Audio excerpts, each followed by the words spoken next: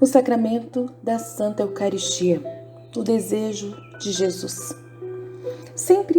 Jesus diz, sempre tive o desejo de ficar na terra entre os homens, e de que sentado à direita do Pai me encontrasse também no mundo. Por isso, foi estabelecida aquela noite, na ceia eucarística, na quinta-feira da Paixão, a maravilhosa e nova invenção de amor, a instituição do sacramento da Eucaristia. Eu voltei-me para o Pai, pedi-lhe afetuosamente, por parte de todos os meus irmãos da terra, dignar-se deixar-lhes este penhor do amor e da futura glória. Disse-lhe, ó Pai amantíssimo, vedes em quão grande miséria se encontram os meus irmãos neste mundo. Quão potentes são os inimigos que lhes fazem guerra. Que será do mundo se eu, não, ao subir ao céu, o deixo sem a minha presença?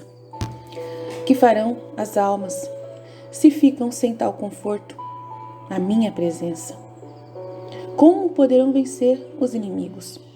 E vós, ó Divino Pai, se não tendes no mundo alguém que continuamente vos dirija súplicas e aplaque vossa indignação contra os pecadores, como podereis reter o castigo que merecem?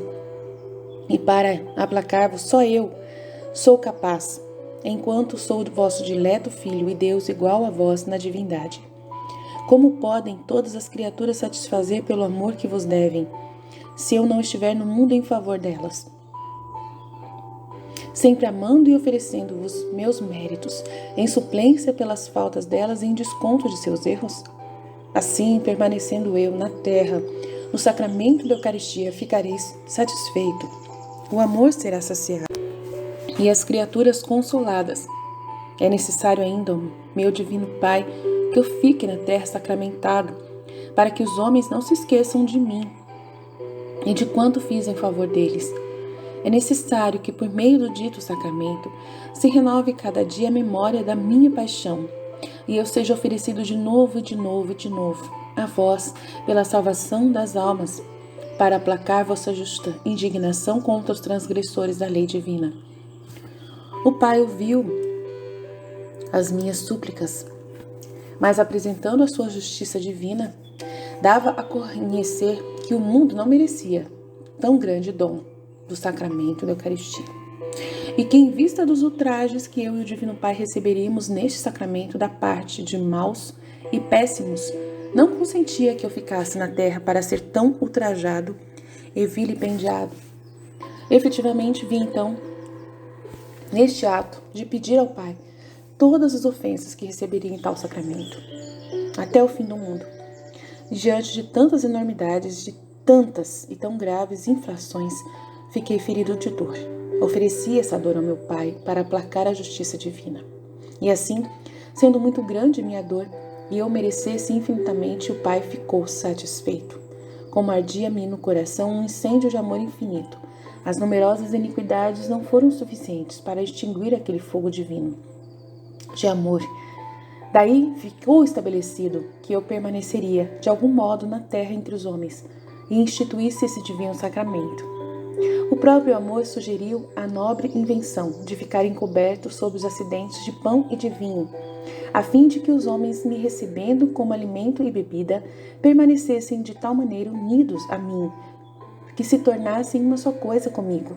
Foi aclamada a nobre invenção do amor, sempre grande e magnânima, esplêndida, doador de si e de tudo o que está em seu poder. Com efeito, nesta ocorrência triunfou o amor, superando todos os obstáculos, por grandes que fossem. Triunfou de tudo e ficou determinado que o divino sacramento fosse instituído na mesma noite em que os homens maquinariam minha morte e que me aprisionariam para matar-me. Frutos da Eucaristia. E decidido então a instituir o divino sacramento, eu, junto com meu Pai, resolvi comunicar às almas que me receberiam com as divinas disposições nesse dito sacramento todas as graças e fazê-las experimentar a doçura e a suavidade do meu espírito. Vi então que muitas almas retirar-se-iam do mal por meio do dito sacramento, e muitos chegariam à grande perfeição e sublime santidade. Vi que em muitos encontraria minhas delícias por causa de sua correspondência a tanta bondade e tanto amor, e como o fogo divino arderia cada vez mais nas almas que me recebessem dignamente nesse sacramento.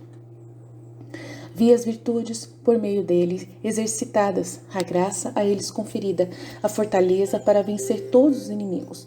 Alegrei-me com tudo isto. Tributei graças ao Divino Pai, louvei-o e agradeci-lhe por parte de todos os meus irmãos de todos os tempos, oferecendo-lhe os meus méritos em agradecimento por tão grande dom.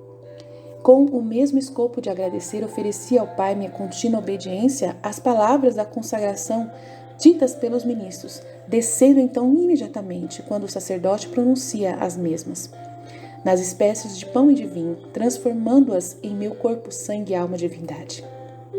Esta obediência, ó esposa minha, ó esposo meu do meu coração, da minha alma, ó irmãos amados, é um ato de contínuo abaixamento e de sujeição que eu pratico em tal ocasião.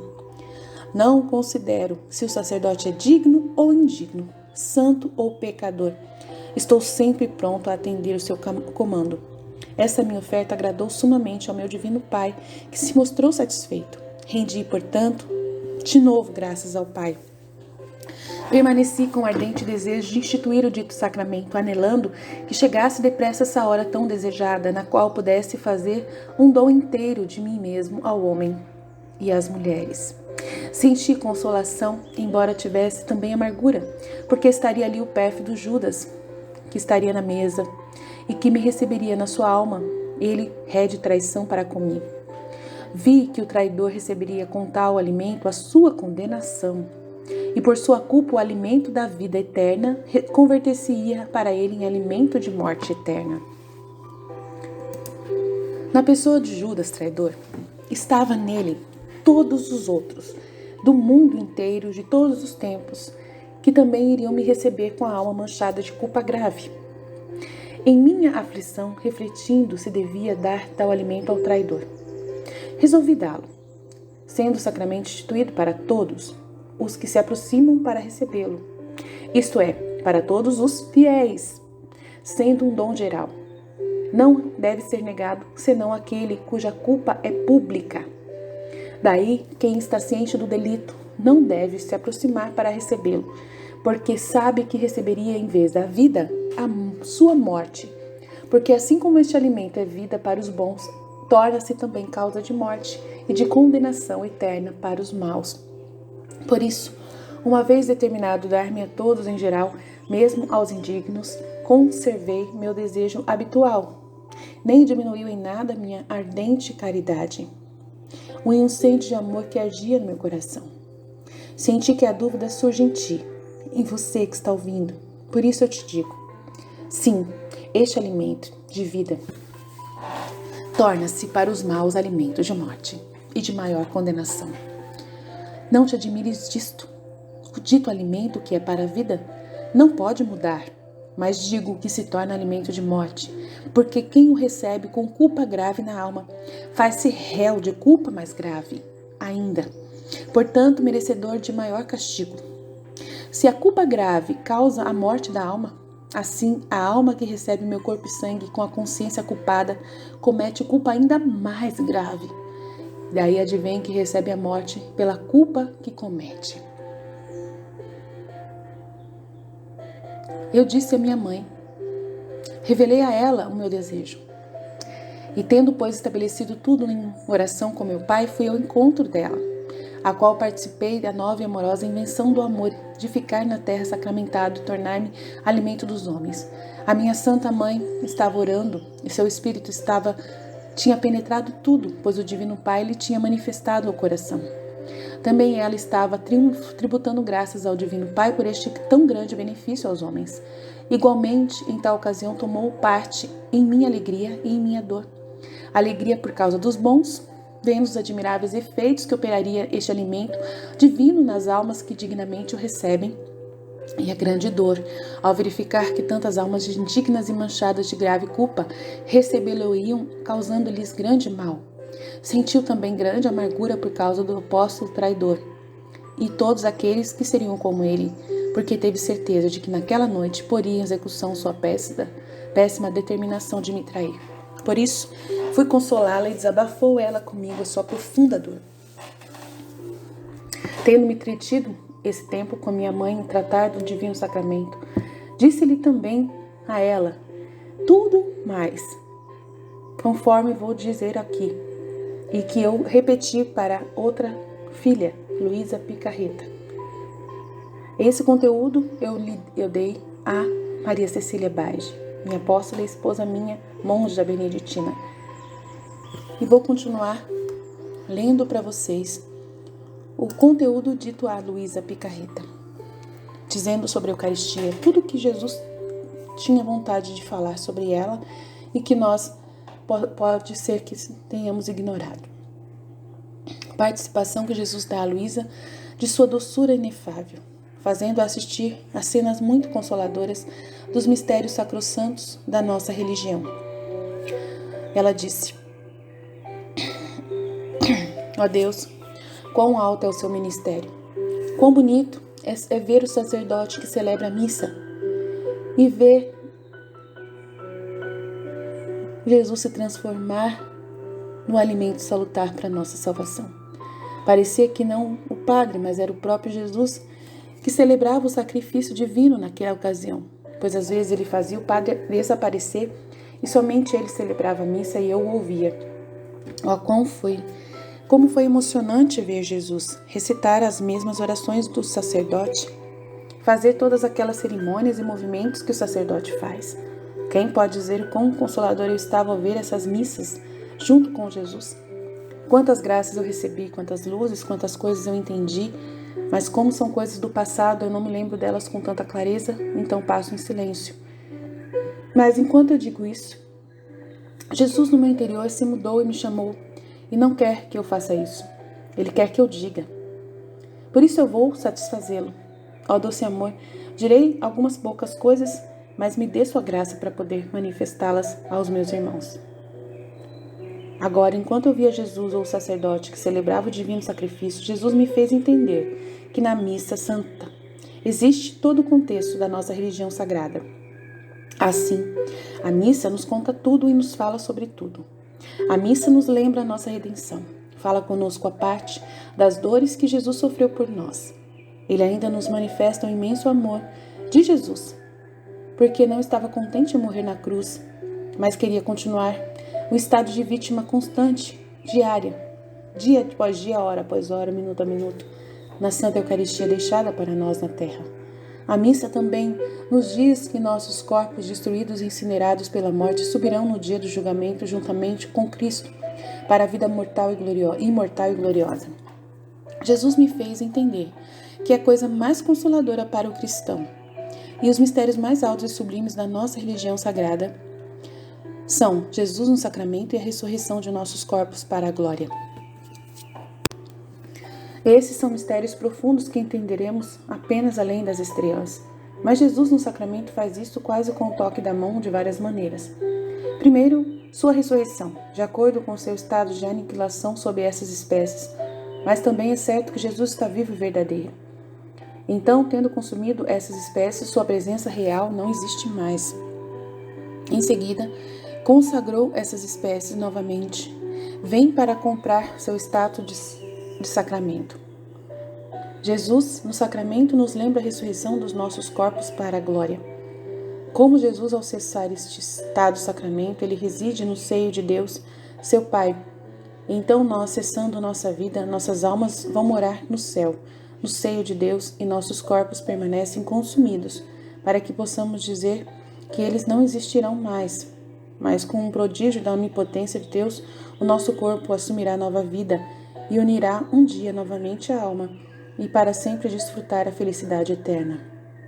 Podemos dar algo mais consolador para um coração humano que não apenas a alma, mas também o corpo deve absorver o conteúdo eterno? Parece-me que naquele grande dia acontecerá, como quando o céu estiver estrelado e o sol surgir. O sol absorverá as estrelas com sua imensa luz e as fará desaparecer, mas elas ainda existirão. O sol é a imagem de Deus e todas as almas abençoadas são as estrelas. Deus, com sua imensa luz, nos absorverá todos, para que existamos nele e nademos no imenso mar dele. Oh, quantas coisas Jesus nos diz nesse sacramento, mas quem pode contar tudo? Por isso, Vamos continuar lendo mais conteúdo sobre a Eucaristia nos demais volumes do livro do céu, de Serva de Deus, Luísa Picarreta, para que a gente não tenha dúvida até o 15º volume, todos os conteúdos que a gente já traduziu, para que você saiba a importância desse sacramento e para que você nessa quaresma possa vivenciar isso de todo o coração, em todos os momentos, em todas as horas, sabendo valorizar esse sacramento mais do que você já faz. Amém?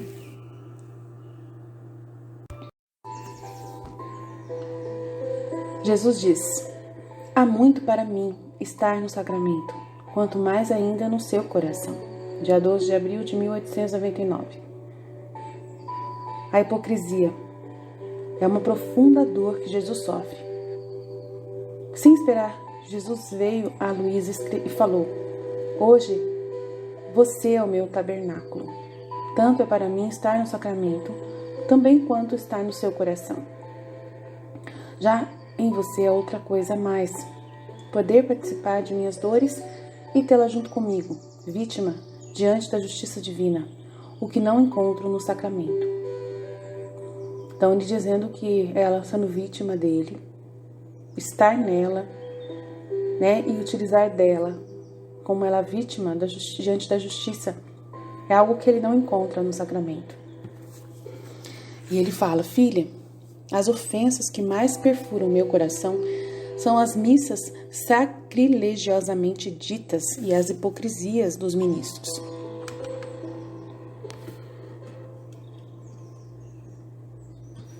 E ela entendendo nessas duas palavras, parece ser-me mais externamente, vemos que amamos o Senhor, que Ele é louvado externamente, internamente tem veneno, pronto a matá-lo com essa hipocrisia. Vemos que queremos glória, a honra de Deus, e internamente buscamos a honra, a nossa própria honra e a nossa própria estima. Todas as obras feitas com hipocrisia, mesmo as mais sagradas, são obras envenenadas que amarguram o coração de Jesus, tanto no momento da consagração como no momento de recebimento da Eucaristia. E essas ofensas feitas a Jesus, meu adorável Jesus, não quero me virar para ver essas ofensas que te fazem. Vamos ficar juntos. Mas Jesus insistiu, que ele queria que eu visse.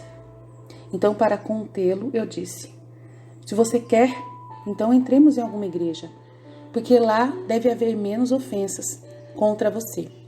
E assim fomos a uma igreja, mas mesmo lá ele se ofendeu, mais do que em outros lugares até. Não porque haja mais pecados nas igrejas do que no mundo, mas porque são ofensas feitas por seus entes queridos, pelos próprios que devem colocar corpo e alma para defender a honra e a glória de Deus. Portanto, eles chegam mais dolorosamente ao seu coração adorável. Então eu vi as almas piedosas que não estavam bem preparadas para a Santa Comunhão, por pequenas coisas, a mente delas. Em vez de pensar em Jesus, elas pensavam em seus pequenos problemas, seus pequenos distúrbios, em tantas coisas minúsculas, e esse era o artifício deles. Quanta dor essas pessoas causavam a Jesus, quanta compaixão elas mesmas fizeram, pois elas cuidam de tantas coisas, tantas minúcias interiores, e entretanto não se sentiam bem em olhar para Jesus. Jesus me disse: minha filha, quanto essas almas impedem que minha graça desça nelas. Não olho para a minúcia e para essas preocupações insignificantes, mas para o amor com que elas se aproximam. E elas me fazem me perder nesses pormenores detalhes, que são mais do que me amar. Mas é porque o pior do que essas almas é que elas se perturbam tanto, perdem muito tempo. Gostaria de ficar com os confessores, elas gostariam de ficar com os confessores durante toda a hora para dizer todas essas pequenas coisas, mas nunca colocam suas mãos para trabalhar como bons e corajosos filhos. O que dizer então, filha, de certos padres desses tempos? Pode-se dizer que eles operam quase satanicamente, tornando-se o ídolo das almas. Ah, sim, dos meus filhos meu coração é mais trespassado, porque se mais os outros me ofendem as partes do meu corpo, mas o que mais me ofende, as partes mais sensíveis, mesmo no íntimo do coração, são essas atitudes.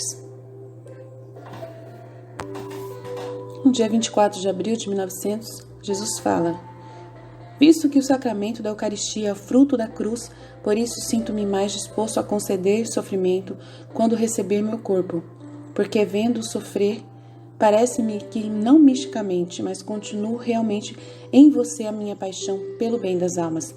E isso é um grande alívio para mim, pois colho o verdadeiro fruto de minha cruz e da Eucaristia.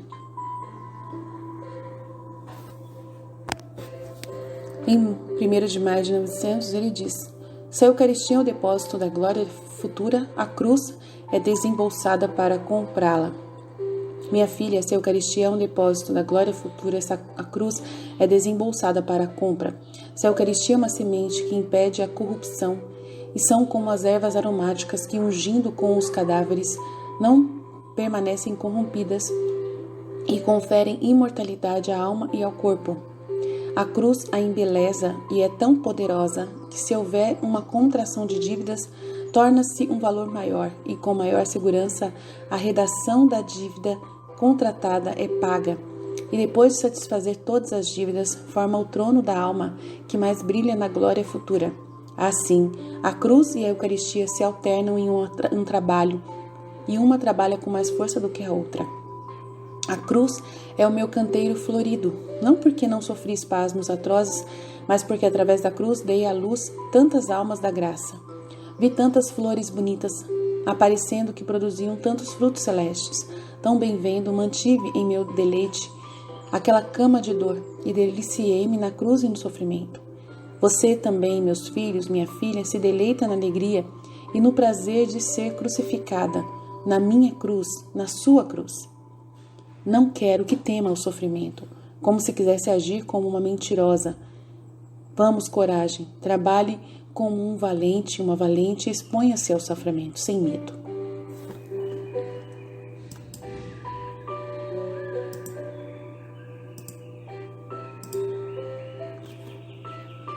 E Jesus diz, em 18 de junho de 1900, que o amor tirano sem piedade é por mim, que não apenas passou todo o curso da minha vida mortal em sacrifícios contínuos até desmaiar na cruz, mas me deixei vítima perene no sacramento da Eucaristia. Isso não apenas, mas todos os meus membros favoritos mantenho vítimas vivas e em contínuos sofrimentos, empregados para a salvação dos homens, como entre muitos eu te elegi, Luísa, para mantê-la sacrificada por minha causa e pelos homens. Assim, meu coração não encontra descanso, a menos que encontre o homem, e o homem como me corresponde? Com tremendas ingratidões. Em 3 de julho de 1902, Jesus lhe conta sobre sua vida eucarística.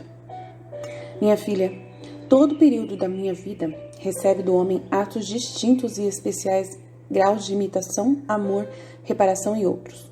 Mas o período da minha vida eucarística, uma vez que é tudo uma vida de ocultação, de transformação e de consumação contínua, tanto que posso dizer que meu amor, depois de ter atingido esse excesso, também é consumido, não sendo capaz de encontrar em minha infinita sabedoria outros sinais externos de demonstração de amor ao homem.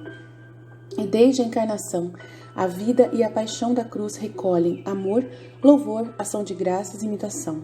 A vida sacramental recebe do homem um amor estático, amor pela dispersão em mim, amor pela perfeita consumação, e consumindo a alma em minha própria vida sacramental, pode fazer com que a divindade os mesmos ofícios que estou continuamente fazendo com Deus por amor aos homens. E essa consumação transbordará a alma para a vida eterna.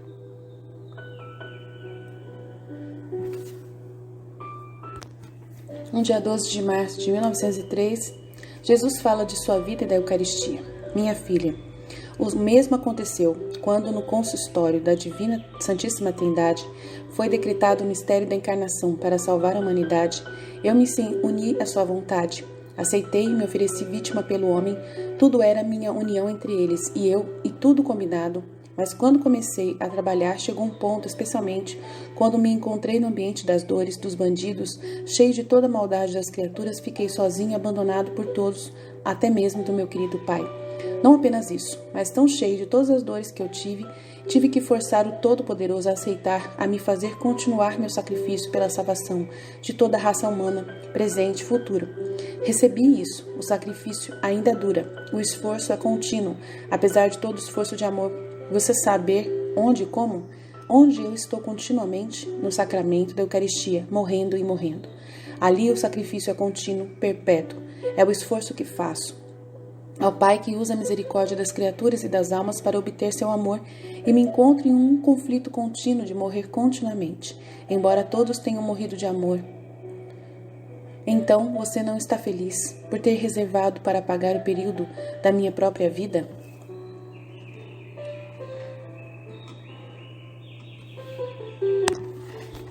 No dia 3 de outubro, Jesus diz: Minha filha, no ato de abençoar minha mãe, também pretendi abençoar cada criatura em particular e em geral, para que tudo fosse abençoado por mim. Pensamentos, palavras, batimentos cardíacos, passos, movimentos feitos para mim, tudo é corroborado com a minha bênção.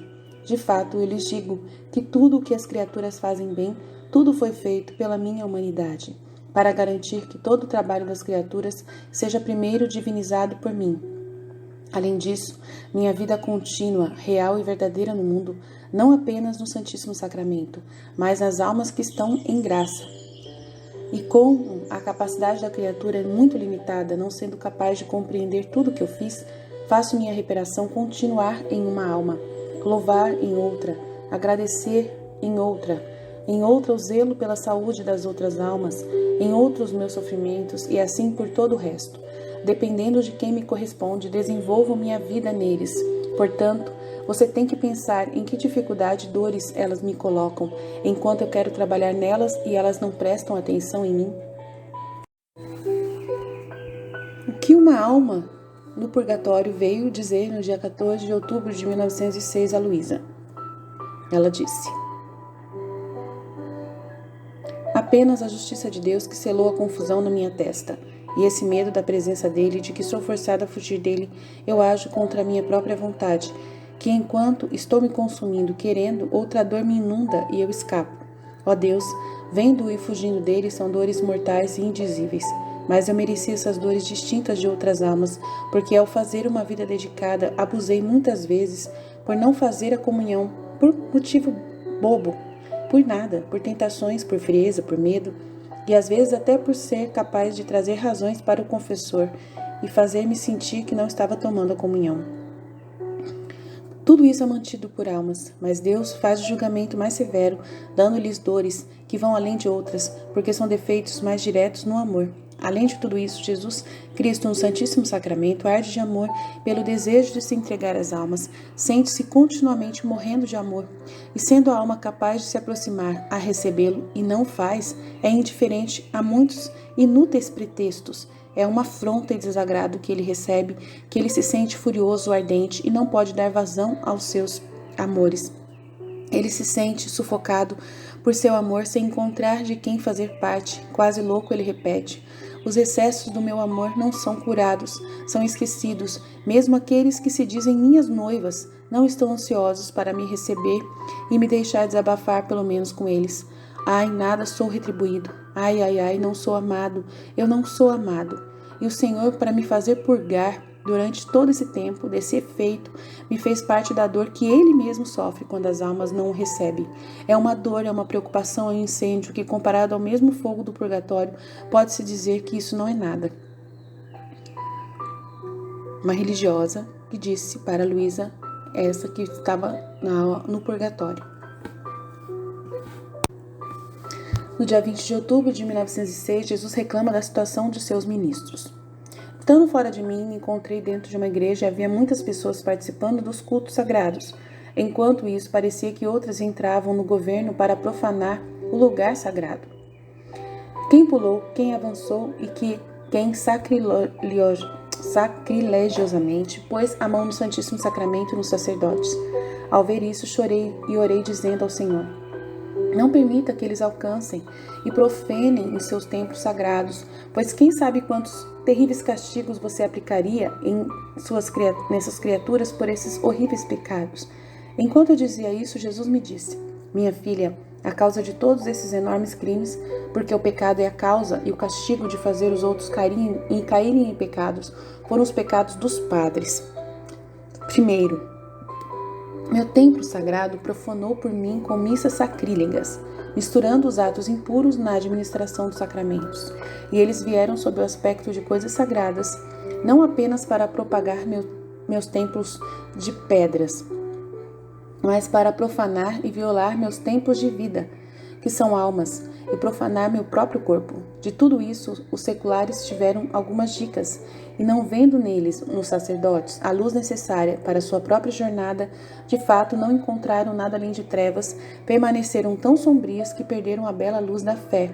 E sem luz, não é de admirar que alcancem excessos tão sérios. Portanto, ore pelos sacerdotes para que sejam luz nos povos, para que, quando a luz renasça, os outros, os seculares, as pessoas fora da igreja, possam adquirir vida e ver os erros que cometem. E vendo-os, eles terão nojo de cometer esses excessos sérios que causarão punições também tão sérias. Jesus continua dizendo em 16 de novembro de 1906 a diversidade que passa entre os delitos dos religiosos e dos seculares. Ah, minha filha, você não pode entender a diversidade que existe entre as ofensas dos religiosos e as dos seculares, que são os leigos, as pessoas externas. Por isso se pergunta, os religiosos declaravam que me pertencem, me amam e me servem, e a eles confio os tesouros da minha graça e também os sacramentos, que são os sacerdotes. Agora fingindo pertencer a mim do lado de fora, em seu interior, se necessário estão longe de mim, mostram que me amam e me servem externamente, mas ao invés disso me ofendem e usam as coisas sagradas para servir às suas próprias paixões. Então eles são todos olhos para não estragar meus dons, minhas graças. E apesar da minha preocupação, eles causam estragos naquelas mesmas coisas que do lado de fora parecem estar me glorificando. É uma ofensa tão séria que, se você pudesse entender, morreria de coração partido. Em vez disso, os leigos, as pessoas seculares, declaram que não me pertencem, que não me conhecem, que não me querem servir, e é a primeira coisa, estão livres do espírito de hipocrisia. O que mais me desagrada. Assim, tendo declarado, não podia confiar meus dons a eles, embora graças e cite, lute contra elas, mas não se deu, porque eles não a querem. Acontece como um rei que lutou para libertar as pessoas da escravidão em que elas são mantidas por outros reis. Pela força do sangue, chegou a libertar parte dessas pessoas.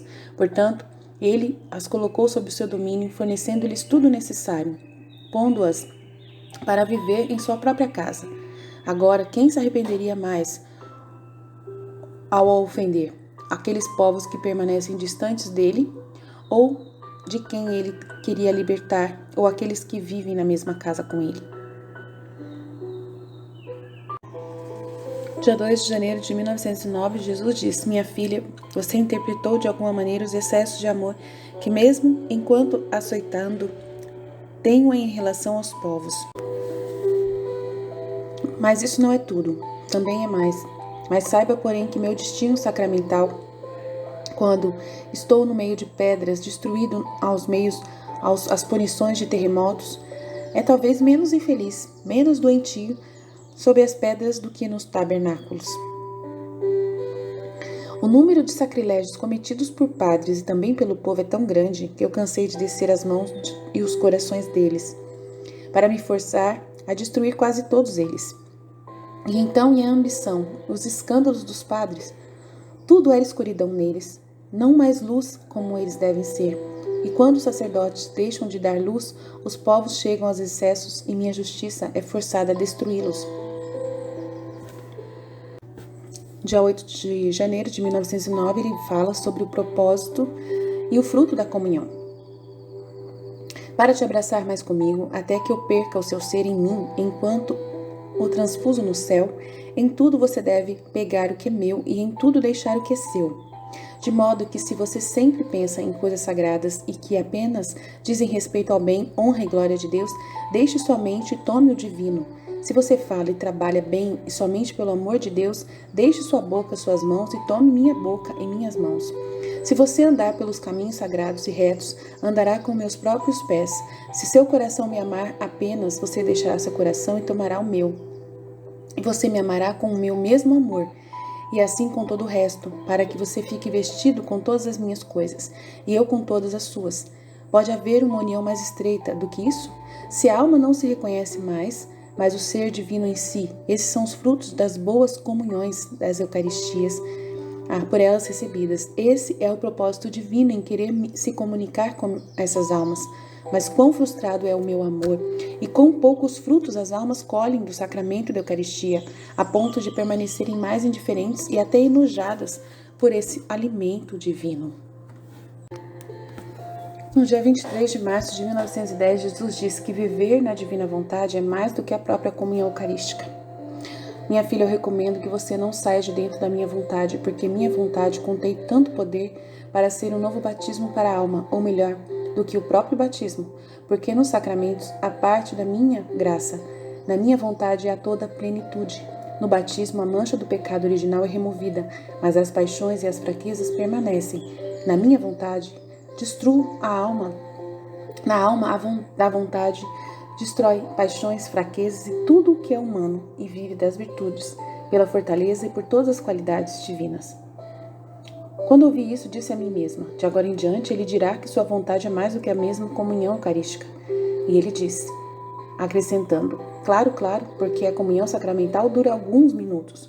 A minha vontade é eterna, de fato eterna, comunhão eterna no céu. A comunhão sacramental está sujeita a algum problema, seja por doença ou por necessidade, seja por quem precisa administrá-la, enquanto a comunhão da minha vontade não está sujeita a nenhum obstáculo, apenas que a alma a queira. Isso tudo está feito. Ninguém pode impedir de um bem tão grande, que forma a felicidade da terra e do céu, nem demônios, nem criaturas, nem todo o próprio Todo-Poderoso. A alma é livre, ninguém tem direito sobre ela neste momento da minha vontade. Então eu ensino você. Eu realmente quero que minhas criaturas o levem.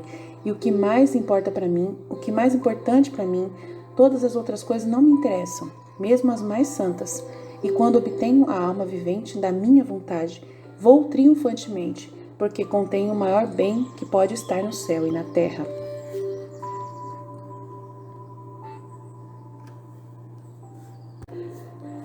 (12 de agosto de 1910) diz: o princípio e todo o mal do sacerdote consiste em lidar com as almas das coisas humanas. Encontrando-me em estado habitual, me vi fora de mim mesma e vi sacerdotes. E Jesus, que se viu no meu interior, todo deslocado e com membros desapegados. E Jesus, que indicou esses sacerdotes, deixou claro que, apesar de sacerdotes, eles eram membros destacados do seu corpo. Queixando-se, ele disse: minha filha, como estou ofendido pelos sacerdotes. Os superiores não vigiam o meu destino sacramental e me expõem a enormes sacrilégios nas almas. Estes que você vê são membros separados, que, embora me ofendam muito, meu corpo não tem mais contato com suas ações nefastas. Mas outros que fingem não se separar de mim continuam as ações dos sacerdotes, ó, quanto mais me ofendem. A que estragos atrozes estou exposto, quantas punições elas atraem, não aguento mais. E quando ele disse isso, vi muitos padres fugindo da igreja e se voltando contra a própria igreja para fazer guerra contra ela. Por isso, olhei para aqueles sacerdotes com maior desagrado e senti uma luz que me fez entender que o princípio e todo o mal do sacerdote consiste em lidar com as almas das coisas humanas, da natureza totalmente material mundana, sem necessidade estrita.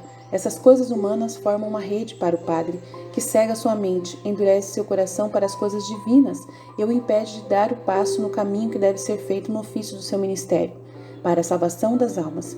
Não apenas isso, mas é uma rede para as almas, porque o humano carrega e o humano recebe, e a graça permanece como excluída delas. Ó, quanto mal é cometido por esses homens, quantos massacres de almas que o Senhor deseja esclarecer a todos. No dia 29 de novembro de 1910, ele diz: minha querida filha, é muito justo que quem quer que seja tudo para mim, eu só era tudo para ela. Estou com inveja de que outra pessoa possa lhe trazer o menor alívio. Só eu sozinho quero suprir você para todos e em tudo. O que há com vocês? O que vocês querem? Eu faço tudo por vocês para fazê-los felizes. Você quer ver? Não passa de um pouco de ansiedade, porque você quer conhecer minha vontade através dos outros. Tiro de você e jogo no chão para deixá-lo em santa diferença como eu quero. Agora lhe digo qual é a minha vontade. Eu quero a missa, a comunhão também. A esse respeito, se você precisa ou não esperar o padre para recuperá-lo, ficará indiferente. Se você se sentir cochilado, não tentará voltar, e se sentir recuperada, não tentará cochilar. Saiba, no entanto, que eu sempre quero você pronta e sempre pronta para me receber. Quero que você goste, como um soldado no campo de batalha, sempre pronta para me satisfazer. Então você, estando pronto, sempre no seu lugar, sempre que eu quiser, para poder me dar um refresco no seu coração. No dia 26 de dezembro de 1919, Jesus diz: viver na vontade divina é o sacramento e supera todos os outros sacramentos unidos. Minha filha, e por que os sacramentos são chamados sacramentos? Por serem sagrados. Têm o valor e o poder de conferir graça e santidade, mas esses sacramentos agem de acordo com as disposições das criaturas que os recebem, tanto que muitas vezes permanecem sem sucesso, sem poder conferir os bens que contêm. Agora minha vontade é sagrada e santa, e contém a virtude de todos os sacramentos juntos, mas não deve trabalhar para organizar a alma para receber os bens que essa vontade contém. Mas assim que a alma é disposta a fazer a minha vontade, ela já se preparou, e minha vontade, encontrando tudo preparado e disposto, mesmo à custa de qualquer sacrifício sem demora, comunica a alma, derrama os bens que contém e treina os heróis, os mártires da divina vontade, o mais inédito dos presságios. E então, o que os sacramentos fazem, exceto para unir a alma a Deus, e o que minha vontade está fazendo? Talvez não seja para unir a vontade da criatura com o seu Criador, perder-se na vontade eterna, e nada subindo para o todo, o tudo descendo para o nada. É o ato mais nobre, mais divino, mais puro, mais bonito e heróico que a criatura pode fazer. Assim, eu confirmo para você, repito para você, minha vontade é o sacramento e vai além de todos os sacramentos juntos, mas de uma maneira mais admirável, sem intermediário de ninguém, sem qualquer assunto. O sacramento da minha vontade é formado entre a minha vontade e a da alma. As duas vontades se unam e formam um sacramento. Minha vontade é vida e a alma já está disposta a receber vida. Minha vontade é santa e a alma recebe santidade. Minha vontade é forte e a alma recebe a fortaleza. E assim por diante com todo o resto. Em vez disso, meus outros sacramentos, quando eles devem trabalhar para eliminar as almas, mesmo que tenham sucesso. Quantas vezes esses canais que eu deixei para minha igreja permanecem espancados, desprezados e indulgentes, e alguns os usam para se sujarem e os colocarem contra mim para me ofender. Ah, se você conhecesse os enormes sacrilégios que são feitos no sacramento da confissão e os horríveis abusos do sacramento da Eucaristia, você lamentaria muita dor, com muita dor. Assim, apenas o sacramento da minha vontade pode cantar glória e vitória constante. É pleno em seus efeitos e intangível de ser ofendido. Nunca pode ser ofendido pela criatura, porque para entrar na minha vontade deve estabelecer sua vontade comigo, suas paixões, e então minha vontade é reduzida a ela. Investe-a, sua identidade, a torna portentos para mim. Portanto, quando falo da minha vontade, vou celebrar, nunca termino, minha alegria plena, nem a amargura entre mim e a alma, mas nos outros sacramentos meu coração nada em dor. E o homem me transformou em uma fonte de amargura, enquanto eu lhes dei tantas fontes de graça. Dia 13 de março de 1902, Jesus diz que a vontade divina é a santidade das santidades e fala um pouco mais sobre a Eucaristia referente a isso. Minha filha, minha vontade é a santidade da santidade. Para que a alma que faz a minha vontade de acordo com a perfeição que eu te ensino, isto é, como no céu e na terra, por menor que seja, ignorante, desconhecida, deixa para trás os outros santos, apesar dos presságios, conversões incríveis deles, milagres que eles fizeram, comparando-os de fato às almas que fazem minha vontade, que está na minha terceira parte, são rainhas e reis, todas outras estão em serviço. A alma que faz a minha vontade parece não fazer nada e fazer ao mesmo tempo tudo, porque estar na minha vontade essas almas agem para o divino, oculto e surpreendente. Então elas são luz que ilumina, são ventos que purificam, são fogo que queima, são milagres que fazem milagres funcionar, o que os torna os canais. Nesses, em vez disso, reside seu poder. Portanto, eles são o pé do missionário, a linguagem dos pregadores, a força dos fracos, a paciência dos enfermos, o regime dos superiores, a obediência dos súditos, a tolerância dos caluniados, a firmeza em perigo, o heroísmo dos heróis, a coragem dos mártires, a santidade dos santos e tudo mais. Porque, estando na minha vontade, eles contribuem para todo o bem que pode estar no céu e na terra. Aqui está, como posso muito bem dizer, que eles são os meus verdadeiros anfitriões. Hóstias vivas, não mortas, porque os acidentes que compõem as hóstias consagradas não são cheios de vida. São o corpo é o pão e o sangue é o vinho, e nem afetam minha vida, mas é cheia de vida e faz as coisas da minha vontade influenciar e contribuir para tudo o que eu faço. Eis, portanto, essas hostes consagradas por minha vontade são as mais queridas para mim do que as próprias hóstias sacramentais, simbolizadas no pão e no vinho. E se eu tenho razões para existir nessas hóstias sacramentais, é para formar as hóstias sacramentais da minha vontade. Minha filha, é tanto prazer que sinto na minha vontade que ao ouvir isso me alegro de alegria e chamo todo o céu para celebrar. Imagine-se quem será uma daquelas almas que conseguirão? Encontro prazer nelas e dou-lhes todos os prazeres. A vida delas é a vida dos bem-aventurados, tanto aqui na terra como no céu. Elas só se importam com duas coisas: desejam a minha vontade e o amor. Poucas outras coisas precisam enquanto fazem isso.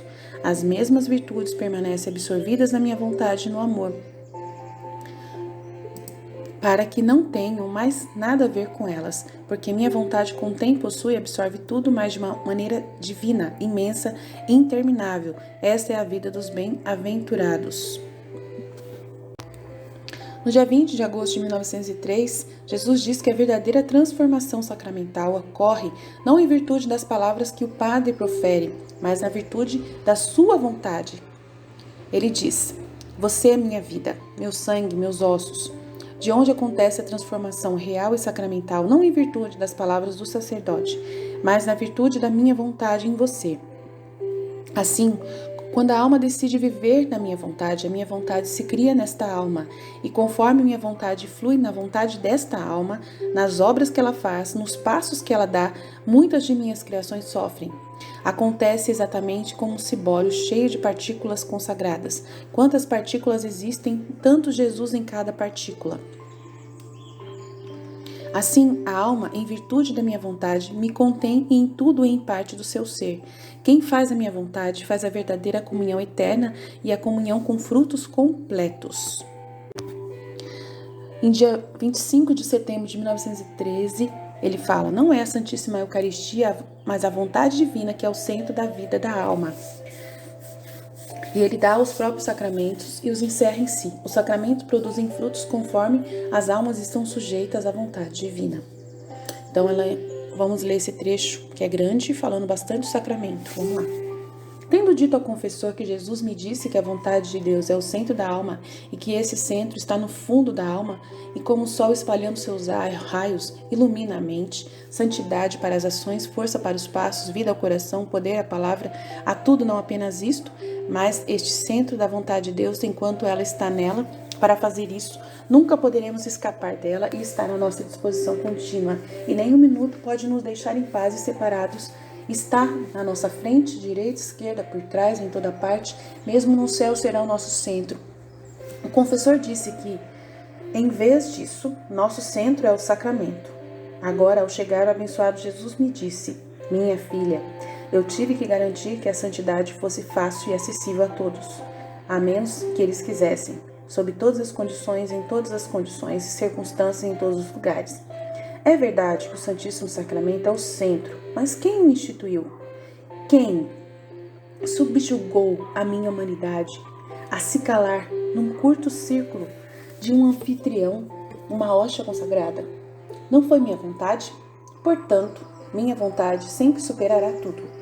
E então, se tudo estiver na Eucaristia, os sacerdotes que me chamam do céu em suas mãos e que estão acima de tudo em contato com minha carne sacramental, devem ser os mais sagrados, os melhores, e há muitos mais ruins Pobre de mim, como eles me tratam no Santíssimo Sacramento. E muitas almas devotas que me recebem, talvez todos os dias, deveriam ser mais santos, se o centro da Eucaristia fosse suficiente para elas. E, em vez disso, sobre o que chorar, elas estão sempre no mesmo ponto, vaidosas, iradas, exigentes, etc. Pobre centro do Santíssimo Sacramento, enquanto continuo desonrado. Por outro lado, uma mãe de família que faz a minha vontade e que, por causa de suas condições, que não deseja, mas não pode receber-me todos os dias, vê-se paciente e caridosa, traz consigo o perfume de minhas virtudes eucarísticas. É talvez o sacramento ou minha vontade a que foi submetida que a mantém subjugada e compensa o sacramento abençoado? De fato, eu lhes digo que os próprios sacramentos produzem frutos de acordo com o fato de que as almas estão sujeitas à minha vontade. Dependendo da conexão que elas têm com a minha vontade, então elas produzem os efeitos. E se conectado com minha vontade não há, eles se comunicarão sobre mim, mas permanecerão em jejum. Eles confessarão, mas sempre permanecerão nojentos. Eles chegarão à minha presença sacramental, mas se nossos desejos não se compararem um no outro, estarei morto para eles, porque somente quando estão na minha vontade, vivendo na minha vontade, na alma que é subjugada por ela, produz todos os bens e dá vida aos próprios sacramentos recebidos por ela. E quem não entende isso, significa que são filhos apenas da religião e não filhos da minha vontade. Dia 17 de dezembro de 1904, Jesus diz: somente nessas hóstias vivas da minha vontade eu encontro a compensação pela minha solidão, pelo jejum e pelo que eu sofro nos tabernáculos sozinho. Minha filha, você também pode formar hóstias e consagrá-las. Você vê a roupa que me cobre no sacramento? São os acidentes do pão com o qual o anfitrião é formado. A vida que existe nesse hospedeiro é o meu corpo, meu sangue e minha divindade. A atitude que contém esta vida é a minha vontade suprema. E essa vontade realiza o amor, a reparação, a imolação e todo o resto que faço no sacramento, para o qual um ponto nunca se move da minha vontade. Não há nada que saia de mim e que minha vontade não avance. E aqui está como você também pode formar a hospedagem. A hospedagem é material e completamente humano. Você também tem um corpo material e uma vontade humana. Este seu corpo e sua vontade, se você o mantiver puro, reto, longe de qualquer sombra de pecado, são os acidentes, os véus, para poder me consagrar e viver escondido em você.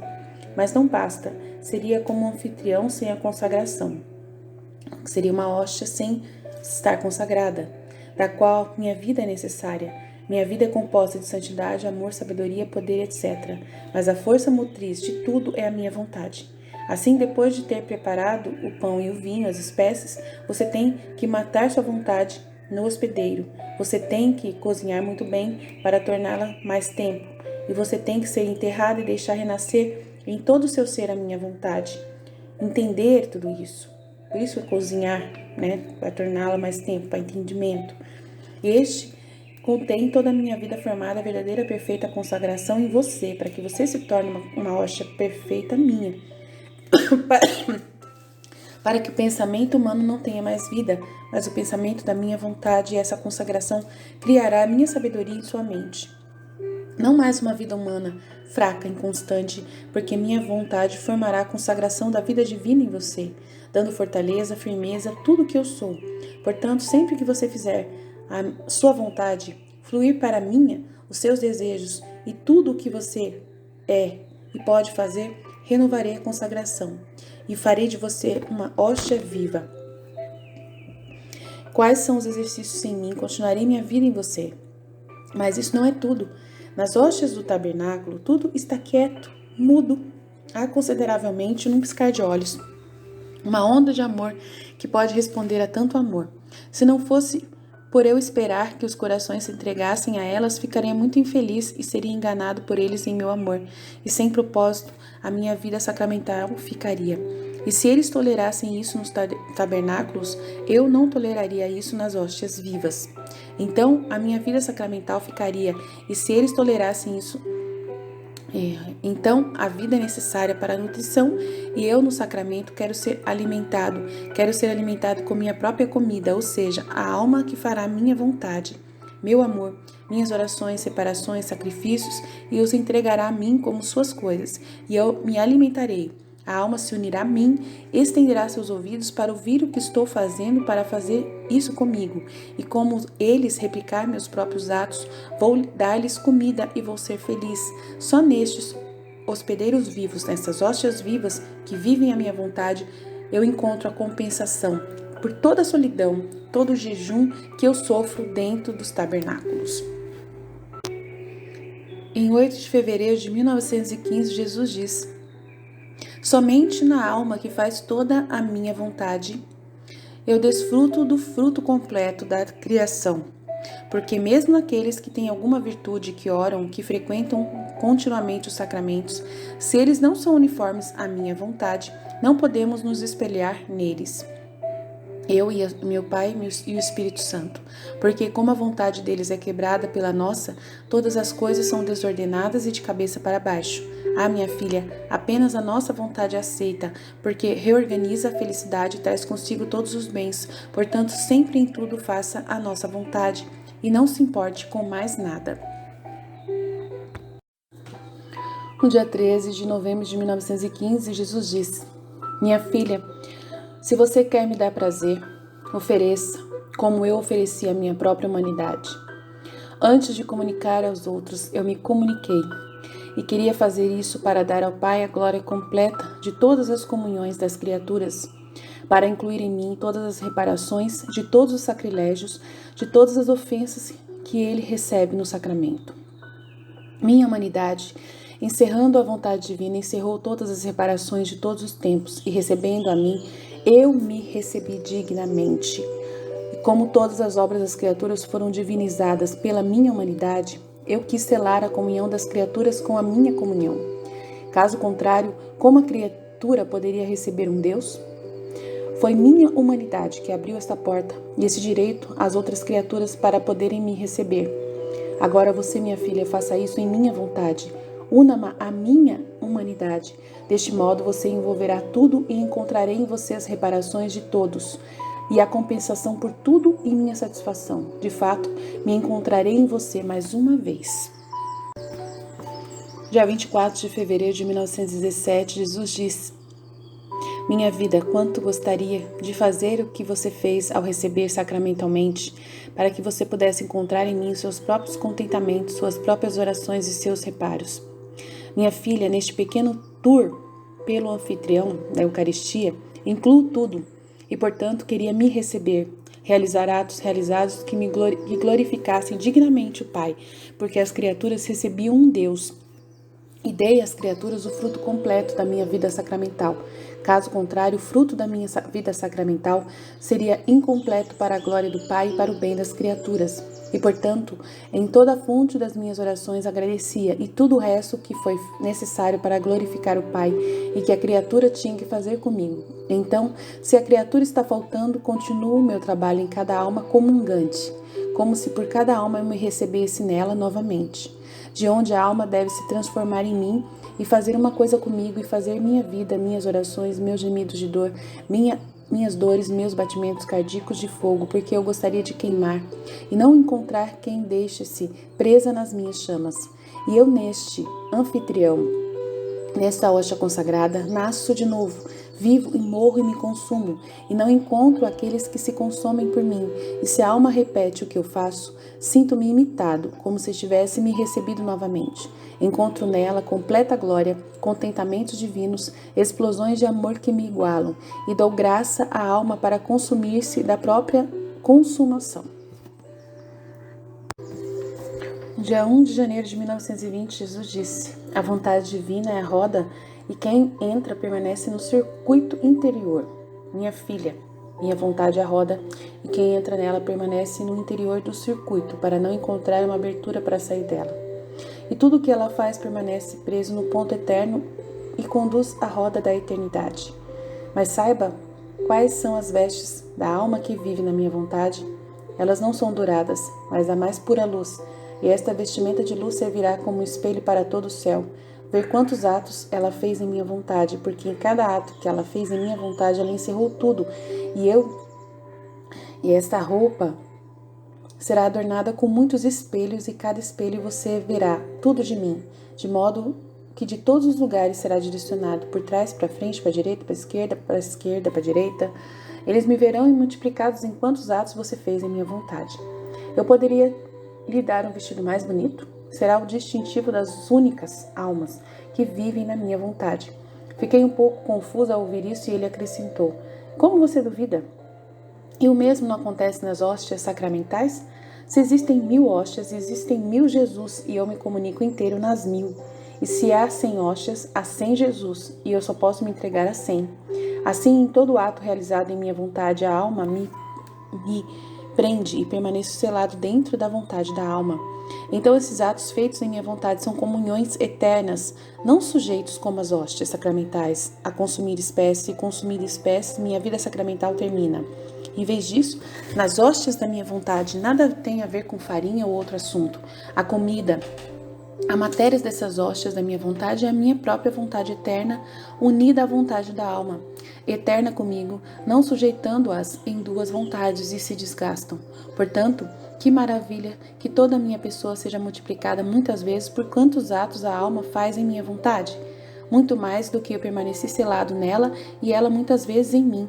Assim também em mim a alma permanecerá multiplicada muitas vezes por quantos atos fez em minha vontade. São as maravilhas da minha vontade, e isto não é suficiente para remover toda dúvida? No dia 12 de maio de 1917, Jesus fala: quem duvida do meu amor me entristece.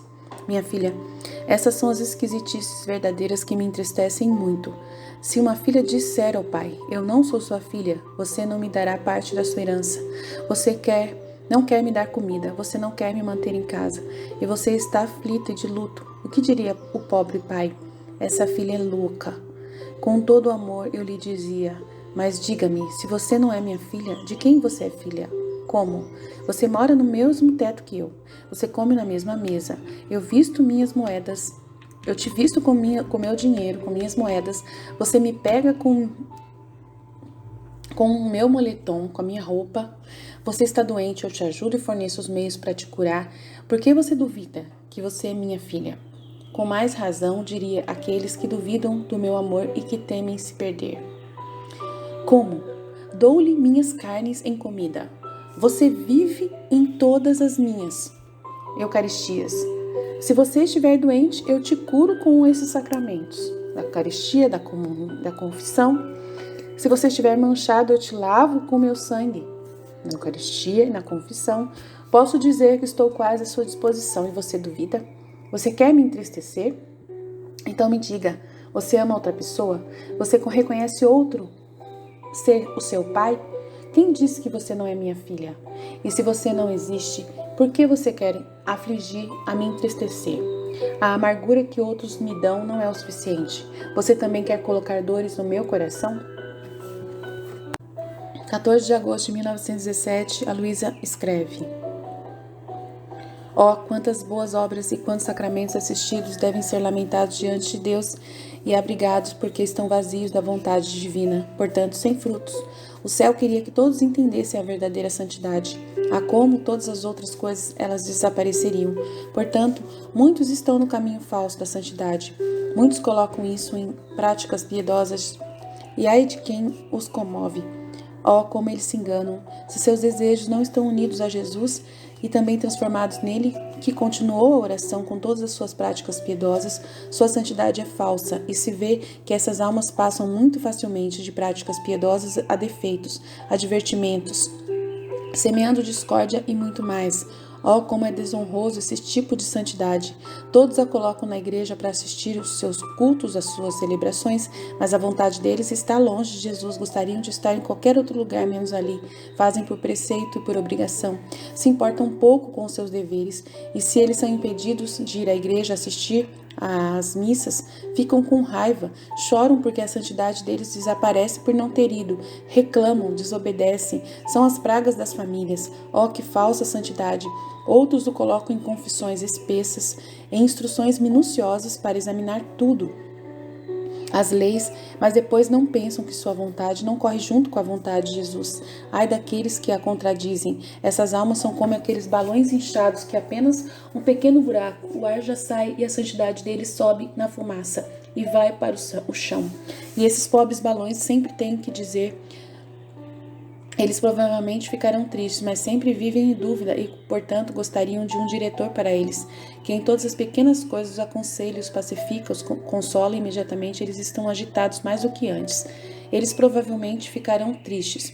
Eles sempre vivem em dúvida e, portanto, gostariam de um diretor. Pobre santidade, que falsidade! Gostaria que as lágrimas de meu Jesus chorassem junto com ele nessas falsas santidades e fizessem com que todos soubessem como é a verdadeira santidade está em fazer a vontade de Deus e em viver nessa vontade. Essa santidade tem raízes profundas, não há perigo de oscilar, porque enche a terra e o céu, e onde quer que encontre seu apoio é firme, não está sujeita à inconstância, a defeitos voluntários, atenta aos seus deveres, ela é a mais sacrificada, desapegada de todos e de tudo, mesmo das mesmas direções. E como as raízes são profundas, eleva-se tão alto que as flores e os frutos florescem no céu, e está tão oculto em Deus que a terra vê pouco ou nada dessa alma. Então a alma não aparece aqui na terra, somente em Deus. A vontade divina a mantém absorvida nele. Somente Jesus é o Criador, a vida, a forma de santidade desta criatura invejável. Não tem nada em si, mas tudo tem em Jesus, em comunhão com ele. Sua paixão é a vontade divina. Ela aceita sofrer porque Jesus quer assim. Ela aceita ficar sem ele privada porque ele quer assim. Ela aceita as consolações que ele manda porque ele quer assim. Em vez disso, a pobre e falsa santidade nos balões está sujeita a constantes inconstâncias.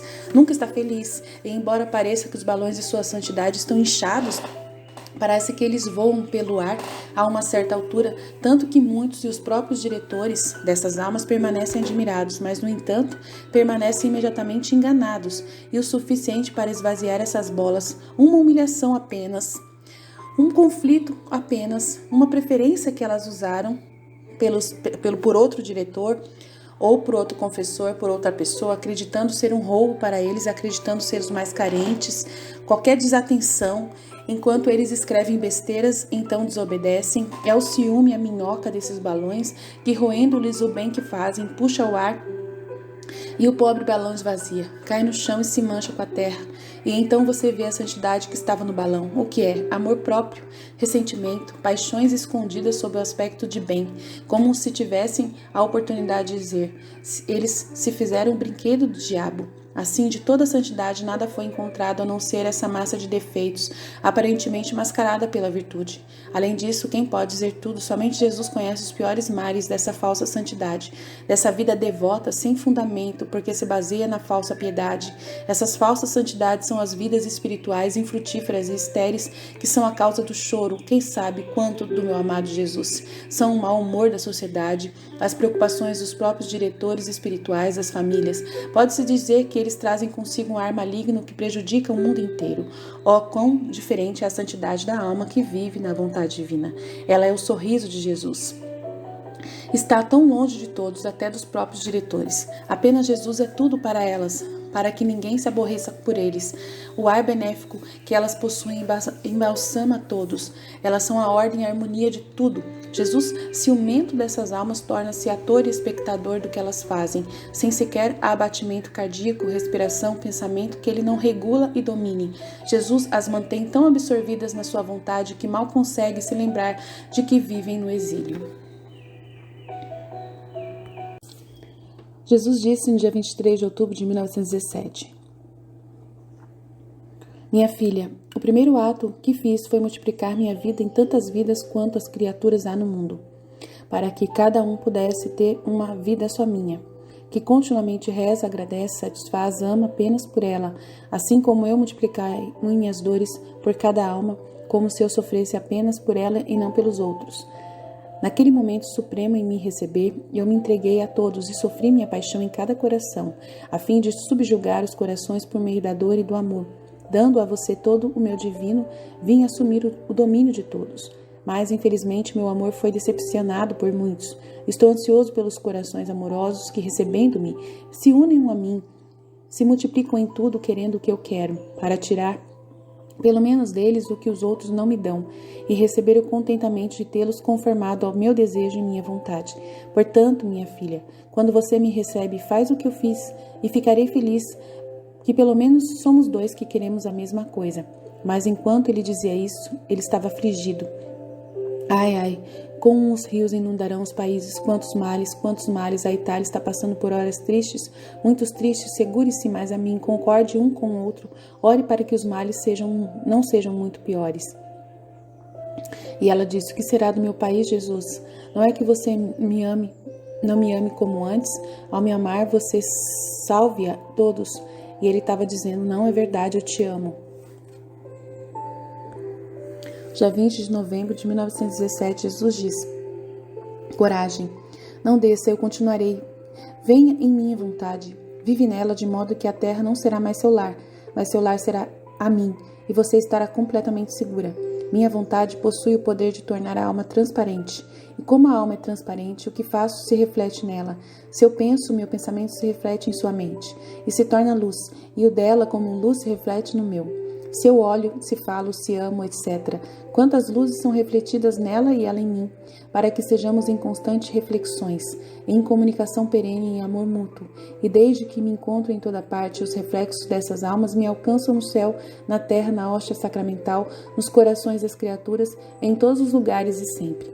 A luz que envia, o amor faz e me dá, são minhas casas terrestres, onde me refugio do nojo das outras criaturas. Ó, a bela vida na minha vontade! Gosto tanto de fazer desaparecer todos os outros santos, em qualquer outro aspecto das virtudes, nas gerações futuras que vão vir, e vai somente reaparecer a santidade de viver em minha vontade, que são e não serão humanos, mas santos divinos na terra. E sua santidade será tão elevada que, à medida que os sóis eclipsam as estrelas mais bonitas dos santos das gerações que passaram, portanto, quero limpar a terra, porque é indigna desses portentos de santidade. Dia 6 de dezembro de 1917, ela disse quando recebi a comunhão, eu te beijo, com o beijo da sua vontade. Você não é feliz se eu lhe der apenas um beijo, mas você quer o beijo de todas as criaturas e, portanto, eu lhe beijo na sua vontade, porque nela encontro todas as criaturas e nas asas da sua vontade eu tomo todas as bocas delas e beijo você na Eucaristia. Eu te beijo com o beijo do seu amor, para que não com o beijo eu te beije, mas no seu amor você sinta o contentamento, a doçura, a gentileza do seu próprio amor nos lábios de todas as criaturas, de modo que, puxado pelo seu próprio amor, eu o forço a beijar também todas as elas. Minha filha, como é bom ver e sentir uma alma em minha vontade, sem que ela perceba, encontrada na altura dos meus atos, das minhas orações, do jeito em que está fazendo tudo na terra, quase chega ao meu nível, e eu nos menores atos inclui todas as criaturas do passado, presente e futuro, para oferecer ao Pai os atos completos em mim e todas as criaturas, e você faz o mesmo que eu. Dia 20 de junho de 1918, Jesus, exercendo o ofício de sacerdote, consagra as almas que vivem em sua vontade. Minha filha, estou muito atento às almas. Se elas me correspondem, prestem atenção em mim. As cordas do meu amor permaneceriam fixas em seus corações, e eu multiplicaria minhas atenções e me divertiria com elas. Caso contrário, as cordas permanecem soltas e meu amor é rejeitado e entristecido. Para aqueles que fazem a minha vontade e vivem nela, meu amor não encontra pedras de tropeço. Eu as amo e reservo sempre o suficiente para mim e retiro apenas tudo o que é necessário para elas. Ajuda inesperada, orientação, gratidão inesperada. Na verdade, tenho inveja de que outros façam algo por elas, porque eu quero fazer tudo com elas.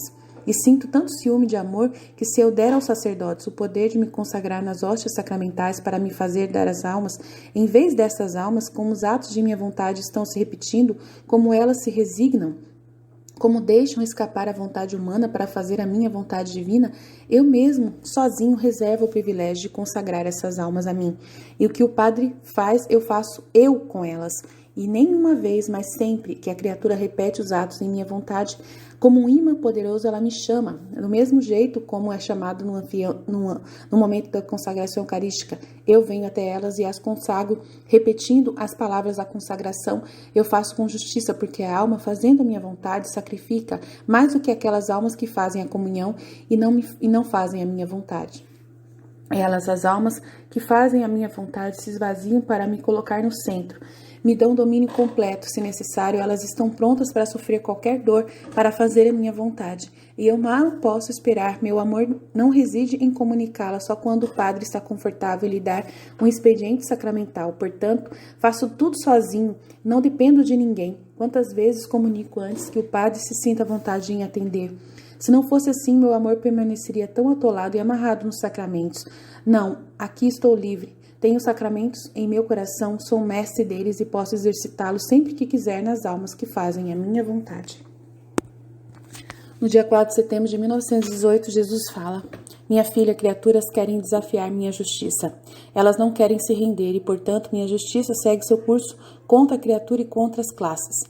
Nem são excluídos os que se dizem meus sacerdotes, e talvez estes, mais do que os outros, que veneno eles mantêm e envenenam aqueles que se aproximam deles. Em vez de me colocarem nas almas, eles querem se colocar, querem estar cercados e se tornar conhecidos, e eu ficando de lado.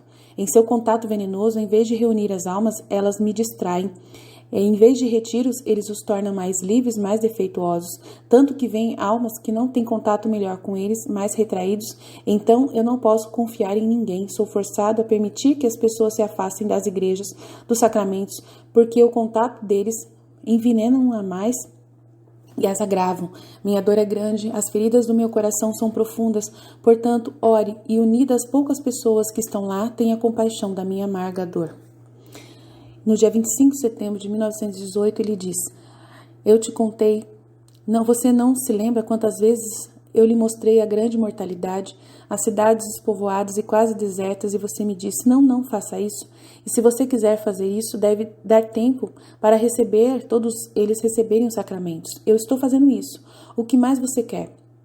Mas o coração do homem está tão duro, ele não está completamente cansado de fazer o mal, ele ainda não atingiu um pico de todos os males e, portanto, ainda não está satisfeito e, portanto, não desiste e olha indiferente à mesma epidemia. Mas estes são os prelúdios. Chegará o tempo em que essa geração tão perversa eu quase farei desaparecer da face da terra. O que eu quero é que você precise fazer isso por conta própria. Mas, ao se sentir livre, pôde fazê-lo. Quero você a mercê da minha vontade.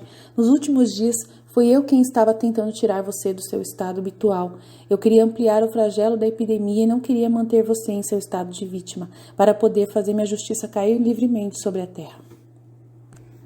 Dia 3 de outubro de 1918. Jesus diz: minha filha, é a minha justiça que deve se equilibrar. Tudo é equilibrado em mim, mas, no entanto, o flagelo da morte toca as almas com a marca da graça, tanto que quase todo mundo pede os últimos sacramentos. O homem chegou tão longe que somente quando vê sua pele tocada e se sentir desarrumada, estremece, tanto que os outros que não são tocados vivem despreocupados e continuam a vida de pecado. É necessário que a morte colha para tirar tantas vidas que nada fazem senão dar luz aos espinhos sob seus passos, e isso de todas as classes, secular e religiosa. Ah, minha filha, é um tempo de paciência para mim. Não se assuste e reze para que tudo se reduza à minha glória e para o bem de todos. Dia 24 de outubro de 1918. Jesus emprega toda a sua vida em cada hóstia consagrada. A alma deve investir-se com Jesus para recebê-lo sacramentalmente. Eu estava me preparando para receber meu doce Jesus no sacramento e orei para que ele cobrisse minha grande miséria. E Jesus me disse: filha, para garantir que a criatura possuísse todos os meios necessários para me receber, eu queria instituir o sacramento da Eucaristia, o último de minha vida, para poder implantar toda a minha vida em torno de cada hóstia, como preparação para cada criatura que me receber. A criatura nunca poderia me receber se não tivesse um preparatório que era levado apenas pelo excesso de amor de querer se entregar à criatura, e não sendo capaz de recebê-lo, o mesmo excesso me levou a dar toda a minha vida para prepará-lo. Então eu coloquei meus passos, meus trabalhos, meu amor à frente deles, e como também havia em mim minha paixão, também me esforçava para prepará-los. Depois reclamei a Jesus porque ele não me faz sofrer como antes. E ele acrescentou: minha filha, não pareço tanto sofrimento, mas a boa vontade da alma. Não olho tanto para o sofrimento, mas para a boa vontade da alma em sofrer, o amor com que sofre. Por esse motivo, o menor sofrimento se torna grande e não nulo, ganha vida em tudo e adquire valor. E o não sofrimento é mais forte que o próprio sofrimento. Que doce violência para mim ver uma criatura que quer sofrer por mim, O que importa para mim é que ela não sofra, quando vejo que não sofrer para ela é muito pior do que o próprio sofrimento. Por outro lado, a falta de vontade em sofrer, as coisas que a pessoa faz tensas, sem vontade, sem amor, por maiores que sejam, são pequenas para mim. Eu nem olho para elas, pelo contrário, eu me peso. Em 26 de novembro de 1921, Jesus disse: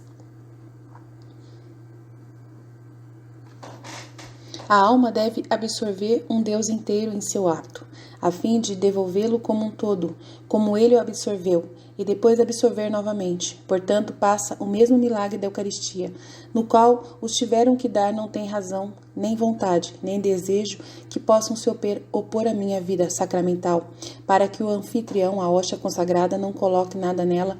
Todo o trabalho é meu.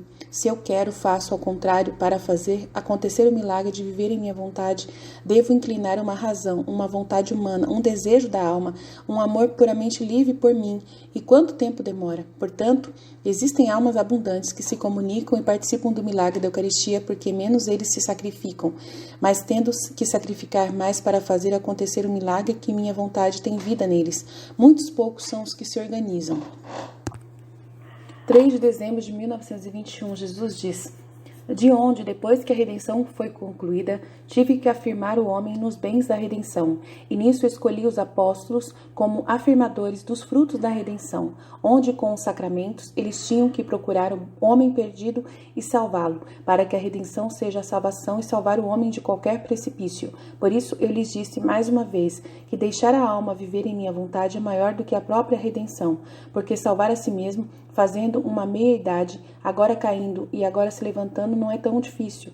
E isso a impetrou minha redenção, porque eu queria salvar o homem a qualquer custo, e isso confiei aos meus apóstolos como guardiões dos frutos da redenção. Agora, tendo que fazer o mínimo novamente, deixei o máximo até então, reservando outras épocas para o cumprimento dos meus altos projetos.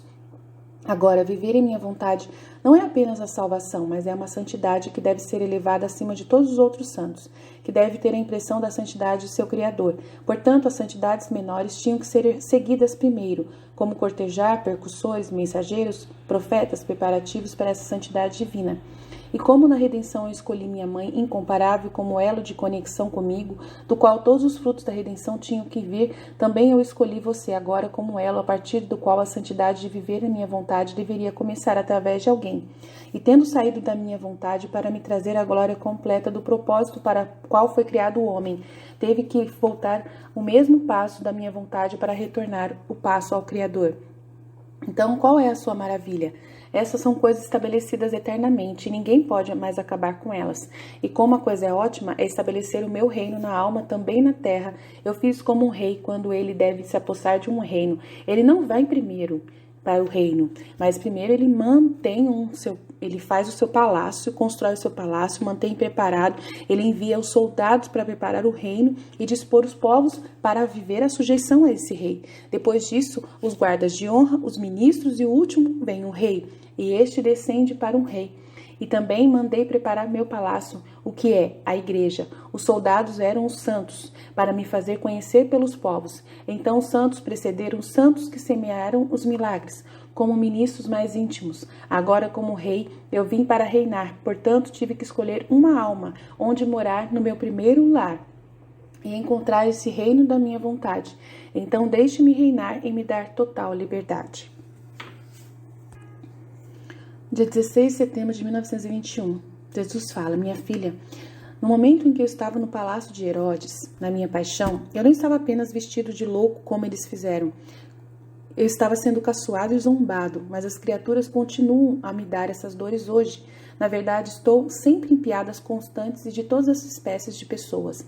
Se uma pessoa confessa e não mantém suas intenções de não me ofender, é uma farsa que me faz. Se um padre confessa, prega e administra os sacramentos e sua vida não corresponde ao papel acima que ele diz e à dignidade dos sacramentos que ele administra, tantas brincadeiras que ele me faz por quantas palavras ele diz. Por quantos sacramentos ele administra, e enquanto eu, nos sacramentos, lhes dei nova vida, eles me ridicularizam, zombam e, profanando-os, preparam minhas vestes para me vestir novamente, como na minha paixão de louco. Se os superiores ordenam sacrifícios sujeitos à oração, virtudes, desinteresse e levam uma vida confortável, cruel e interessada, são muitas piadas que me fazem. Se os líderes civis e eclesiásticos querem a observância das leis e são eles os primeiros infratores, são mais piadas que me fazem. Oh, quantas brincadeiras me fazem! Muitos estão cansados disso, especialmente quando eles colocam o veneno do mal sob o bem. Oh, como eles zombam de mim, como se eu fosse a diversão e o passatempo deles. Mas, mais cedo ou mais tarde, minha justiça zombará deles, punindo-os severamente. Você reza e repara essas brincadeiras que me doem tanto e que me fazem saber quem eu sou. É isso que eu quero, a aniquilação. Dia 3 de dezembro de 1921. Quanto mais eu lhe falo da minha vontade, sendo minha palavra criativa que se crie na minha vontade, na sua, e na sua antes, com o meu poder permaneça aniquilado e perdido, está aqui a sua aniquilação. Saiba que sua vontade deve ser descartada na minha. Eu estou pedindo uma coisa para você. A inspiração lhe pede uma coisa, você abre mão da sua vontade de fazer aquela outra coisa, fazendo a minha vontade, como a neve é desfeita dos raios de um sol escaldante. Agora, você deve saber que quanto maior o trabalho que eu quero fazer, mais preparativos são necessários. Quantas profecias, quantos preparativos, quantos séculos não precederam minha redenção? Quantos símbolos e figuras não impediram a concepção de minha Mãe Celestial? De onde, depois que a redenção foi concluída, tive que afirmar o homem nos bens da redenção. E nisso escolhi os apóstolos, que depois que a redenção foi concluída, tive que afirmar o homem nos bens da redenção. E nisso escolhi eles como afirmadores dos frutos da redenção, onde os sacramentos foram instituídas para que procurem o homem perdido para salvá-lo, para que a redenção seja a salvação e salvar o homem de qualquer precipício. Dia 27 de março de 1923, dores da vida sacramental de Jesus e as graças com as quais ele nos impede de recebê-lo. Minha filha, entra nos meus braços e no meu coração, cobre-me com os véus eucarísticos, para não inspirar medo. Desci no mais profundo abismo das humilhações neste sacramento, para elevar a criatura até mim, identificando-a tanto em mim que formando uma só coisa comigo e fazendo meu sangue sacramental fluir em suas veias, para constituir a vida de seus batimentos cardíacos, de seu pensamento e de todo o seu ser. Meu amor que me devorou e quis devorar a criatura em minhas chamas, para renascer outro eu. Portanto, eu queria me esconder sobre esses véus eucarísticos, e assim oculto inseri-lo para formar essa transformação da criatura em mim. Mas para ter sucesso nessa transformação foram necessárias as disposições das criaturas e meu amor dando um excesso ao instituir o sacramento eucarístico. Assim ele expulsou de dentro da minha divindade outras graças, presentes, favores, luz para o bem do homem, para torná-lo digno de poder me receber. Eu poderia dizer que meu amor apresentou tão bem que ultrapassou os dons da criação. Queria dar-lhes as graças primeiro para me receber e depois me dar, para lhe dar o verdadeiro fruto da minha vida sacramental. Mas para impedir as almas com esses dons são necessários um pouco de espaços vazios deles mesmos, do ódio à culpa, do desejo de me receber. Esses presentes não se apodreçam na alma. Portanto, sem meus dons, as almas, não tendo as verdadeiras disposições para me receber e descendo neles, não encontro vazio para comunicar minha vida. Estou morto por eles e sua morte por mim. Eu queimo e eles não sentem minhas chamas. Eles são luz e permanecem cegos. Ai, quantas dores minha vida sacramental sofre. Muitos, por falta de disposição, não se sentem bem em me receber, passam a me enojar. E se continuarem a me receber, é formar o meu calvário contínuo e sua condenação eterna. E se não é o amor que os impele a me receber, é uma afronta a mais que eles fazem a mim, é uma falha a mais que acrescento às suas almas. Portanto, ore e conserte por esses tantos abusos e sacrilégios que são feitos ao me receber sacramentalmente indignos. No dia 24 de março de 1922, Jesus disse: Minha filha, como a alma emite em seus atos, na minha vontade, ela também multiplica a minha vida, de modo que se ela faz 10 atos em minha vontade, ela me multiplica 10 vezes, faz 20, 100, 1000 e mais, muitas vezes mais permaneço multiplicado. Isso acontece como na consagração sacramental da Eucaristia. Por quantos anfitriões, hóstias, que eles trazem, muitas vezes mais permaneço multiplicado. A diferença é que na consagração sacramental eu preciso das hóstias para me multiplicar e do sacerdote que me consagra. Na minha vontade, para permanecer multiplicado, eu preciso dos atos da criatura, onde mais do que um hospedeiro que vive, não morto, como aqueles anfitriões antes de me consagrarem.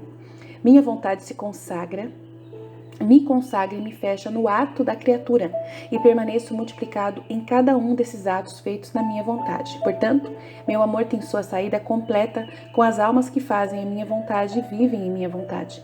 São sempre os que compensam não apenas todos os atos que as criaturas me devem, mas também a minha vida sacramental. Quantas vezes minha vida sacramental permanece atolada nas poucas hóstias em que me permaneço consagrado, porque são poucas as pessoas que se comunicam. Outras vezes não há padres que me consagram e minha vida sacramental não apenas não se multiplica tanto quanto eu gostaria, mas permanece sem existência. Oh, como meu amor sofre! Eu gostaria de multiplicar minha vida todos os dias em muitos anfitriões humanos, por quantas criaturas existem na terra para me entregar a elas, mas em vão. Minha vontade permanece sem efeito. Mais do que decidir, tudo terá satisfação. Portanto, dou outra volta e me multiplico em todos os outros atos da criatura, feita em minha vontade, para me compensar pela multiplicação das vidas sacramentais. Assim, somente as almas que vivem em minha vontade compensarão todas as comunhões que não fazem as outras criaturas, todas as consagrações que não são feitas pelos sacerdotes. Nelas encontrarei tudo, até mesmo multiplicação da minha vida sacramental. Então repito para você que sua missão é ótima, é uma missão mais elevada, mais nobre, sublime e divina. Eu não poderia dar a você outra maior. Não há nada que não centralizei em você, nem mesmo a multiplicação da minha vida. Farei novos prodígios de graça nunca feitos antes. Portanto, por favor, tenha cuidado, seja fiel a mim. Garanta que minha vontade sempre tenha vida em você. E eu, em minha própria vida, minha vontade em você, encontrarei o trabalho da criação completamente concluído, como em todos os meus direitos, e tudo é o que eu quero. Dia 6 de julho de 1922, Jesus diz: quem vive na vontade divina é o depositante da vida sacramental. Minha filha, antes da minha paixão, eu queria abençoar minha mãe e ser por ela abençoado. Mas ela não era a única mãe que eu abençoava, mas todas as criaturas, não apenas animadas, mas também inanimadas. Vi as criaturas fracas, cobertas de feridas, pobres, meu coração palpitava de dor e terna compaixão e disse: pobre humanidade, como você caiu. Quero abençoá-la para que ela suba de sua descendência, que minha bênção imprime em você o triplo selo do poder, sabedoria e amor das três pessoas divinas, e restaure a força, cure e enriqueça, e venha cercá-la de defesa. Abençoo todas as coisas criadas por mim, para que você possa receber todas elas abençoadas por mim. Eu abençoo a luz, a água, o ar, o fogo, a comida, para que você permaneça tão afundado e coberto com minha bênção. Minha filha amada, eu os abençoo de maneira especial. Abençoo meu coração, minha mente, meu movimento, minha palavra, meu hálito. Abençoo a todos vocês. Não bastava bater em você para me ouvir, mas também chamá-la para ser ouvido. Ouça, minha filha, enquanto eu estava instituindo a ceia eucarística, liguei para todos ao meu redor, olhei para todas as gerações, passado, presente e futuro, do primeiro ao último homem da terra, para dar a todos a minha vida sacramental. E não uma vez, mas quantas vezes ele precisar dessa comida corporal. Eu me queria constituir como alimento para a alma, mas fiquei muito doente ao ver que essa minha vida sacramental permaneceu cercada de desprezo, descuido e até de morte implacável. Senti-me mal, tentei todos os apertos da morte da minha vida sacramental. Morte tão comovente e repetida. Eu parecia melhor. Usei o poder da minha vontade e chamei ao meu redor as almas que viveriam na minha vontade. Oh, como me senti feliz! Senti-me cercado por essas almas, para quem o poder da minha vontade a mantinham submersas e que como centro da vida delas era a minha vontade. Vi minha imensidão nelas e me vi defendido por todos e confiei minha vida sacramental a eles. Depositei neles para que não apenas eles cuidassem disso, mas também me retribuiriam por cada hóstia consagrada com uma vida própria. E isso acontece com natural, porque minha vida sacramental é animada por minha vontade eterna, e a vida dessas almas como centro da vida é a minha vontade. De modo que quando minha vida sacramental é formada, minha vontade agindo em mim, age nelas e sinto sua vida em mim, na minha vida sacramental. Eles se multiplicam comigo em cada hóstia. e sinto que dou vida pela vida. Oh, como eu exultava em vê-la primeiro, que de uma maneira especial te chamei para formar a vida em minha vontade. Fiz em você o meu primeiro depósito de todas as minhas vidas sacramentais. Confiei-lhe o meu poder e a minha imensidão, como fiz na primeira Eucaristia consagrada, para que eles me permitissem receber esse depósito. E desde então você esteve presente a mim, e eu constituí você depositante da minha vida sacramental, e em você para todas as outras almas que viveriam em minha vontade. Eu te dei a primazia sobre tudo com razão, porque minha vontade não está sujeita a ninguém, nem mesmo aos apóstolos, aos sacerdotes, porque se eles me consagram, não obstante eles não permanecem a vida junto comigo. Eles me deixam em paz, esquecido, não se importando comigo, ao contrário, essas almas que vivem na minha vontade teriam sido vida em minha própria vida, inseparável de mim. Portanto, eu te amo tanto e é minha vontade que eu amo mais em você. Dia 11 de setembro de 1922, Jesus fala: os sacramentos instituídos, as muitas graças feitas aos meus santos eram sementes, meios para fazer chegar a posse da minha vontade. Portanto, não transgride nada do que eu quero sobre a minha vontade, seja com a escrita, com a palavra ou com obras. Só por isso você pode saber que é a melhor, a mais importante e o mais interessante para mim viver em minha vontade, dos muitos preparativos que a precederam. E você quer saber onde essa semente da minha vontade foi semeada? Na minha humanidade. Nela brotou, nasceu e cresceu, para que em minhas feridas, em meu sangue, veja se essa semente que deseja se transplantar na criatura, para que ela se apodere de minha vontade e eu dela, de modo que o trabalho da criação volte ao começo, como saiu, não apenas através da minha humanidade, mas também da mesma criatura. Serão poucas criaturas, mesmo que seja apenas uma, e ele não era aquele que, escapando da minha vontade, assustado, quebrou meus planos, destruiu o propósito da criação. Portanto, apenas uma pode decorá-lo e realizá-lo em seu propósito. Mas minhas obras nunca permanecem isoladas, de modo que terei o exército de almas que viverão em minha vontade, e nelas terei estabelecido novamente a criação toda linda e ilusória como saiu de minhas mãos. Caso contrário, eu não teria muito interesse em torná-la conhecida.